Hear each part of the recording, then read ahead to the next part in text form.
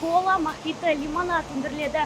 Асыл компания жаңа өндірісті іске қосып, күн сайын 32.000 литрге дейін сусындарды нарыққа шығарып жатыр. Бұл отандық өнімнің жаңа деңгейі, жаңа дәмі.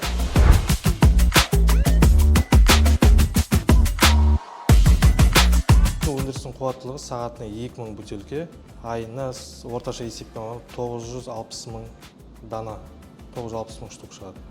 Біз түгел жабдықтардың бәрін Қытай мемлекетінен алдырдық. Және өзіміз сол жаққа барып, обучениеден өтіп, сол жақтан өзіміз алып келдік. Ең бірінші бізде преформа деген баклажка қатты күйінде келеді. Арнайы пештен өтіп, қыздырылып, үріледі. Үріліп болғаннан соң стерилизацияға кіреді. Стерилизация ішін жуып тазалап, содан соң ішіне су құйылады. Судан кейін шығып, ол сырты кептіріліп, арнайы пештен өтіп сырты кептіріледі. Содан соң этикеткасы жабысып, әрмен қарай упаковкаға шығады.